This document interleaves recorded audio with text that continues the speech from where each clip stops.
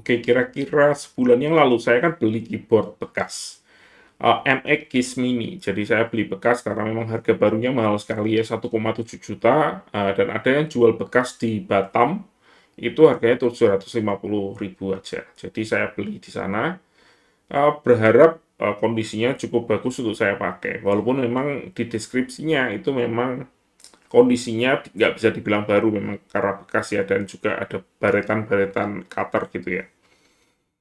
Setelah saya pakai ternyata cukup parah ya, karena backlightnya beberapa bagian nggak nyala dan ada beberapa button yang nggak bekerja dengan normal. Jadi saya kembalikan dan penjualnya pun fine-fine aja dan dengan senang hati menerima returnya itu ya.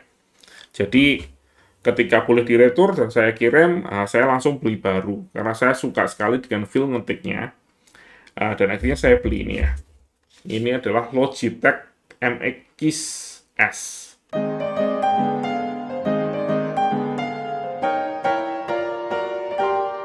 Saya beli yang S karena sedikit lebih murah daripada yang kemarin saya beli, yaitu MX Mini. MX Mini harganya 1,7, sedangkan ini harganya 1,6. Jadi terpaut 100.000, padahal ini full ada keypadnya.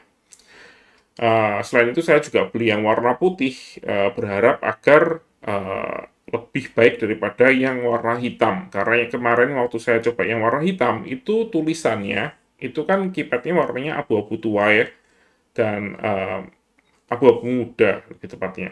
Terus tulisannya itu abu-abu lebih tua kalau nggak salah. Atau lebih muda ya, saya agak lupa. Tapi antara keypad dan tulisan itu nggak terlalu berbeda jauh. Jadi ketika kita ngetik ya, di ruangan yang terang sekalipun, itu agak susah untuk lihat hurufnya kalau kita perlu lihat. Walaupun saya sebenarnya nggak terlalu perlu untuk lihat huruf, tapi kayak kurang nyaman aja. Memang kita bisa hidupkan backlit-nya, tapi yang kemarin itu bermasalah itu karena backlit-nya itu nggak bekerja dengan normal, beberapa bagian yang mati. Akhirnya saya beli yang ini, biar beda aja, dan setelah saya beli, oke sekali menurut saya. Ini keyboard yang menurut saya cukup nyaman untuk dipakai.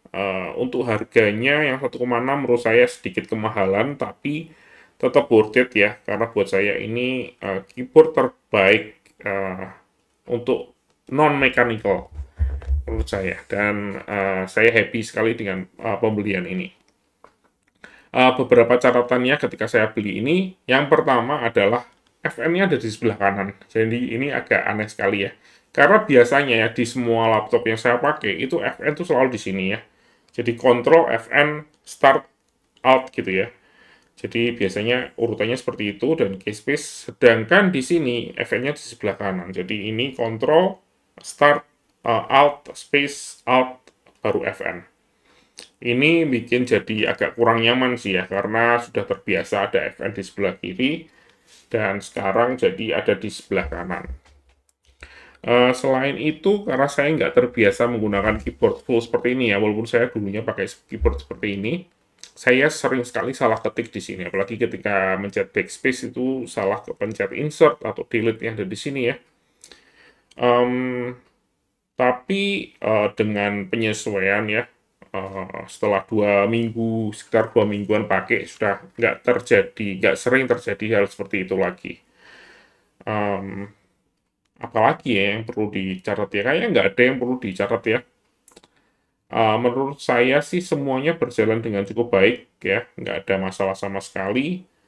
Um, untuk backlit-nya sendiri ada 2 mode ya, catatan lagi. Jadi mode otomatis, jadi kalau ruangannya gelap dia otomatis nyala. Yang kedua adalah mode manual. Jadi kita bisa hidupin aja. Jadi selalu nyala gitu ya. Bisa kita atur brightness-nya juga. Tapi untuk ruangan yang seperti ini sebenarnya nggak terlalu terang sekali ya. Jadi agak sedikit redup. Tapi di ruangan seperti ini nih sama sekali nggak nyala. Jadi sama sekali kalau kita set ke otomatis dia nggak akan nyala sama sekali, dan menurut saya itu hal yang baik ya. Jadi baterainya juga nggak terlalu boros, jadi kalau benar-benar ruangannya benar-benar gelap baru dia akan nyala. Um, untuk button-buttonnya sendiri nggak ada komplain dari saya, karena saya juga nggak terlalu banyak pakai shortcut seperti emoji ataupun brightness dan lain sebagainya, saya biasa kontrol langsung di laptopnya ya dengan menggunakan mouse. Ya, itu aja sih ya review singkat dari saya. Terima kasih sudah menonton. Kalau ada yang pertanyaan tentang keyboard ini, bisa tuliskan di kolom komentar dan nanti saya akan coba jawab. Oke, sampai jumpa di video selanjutnya.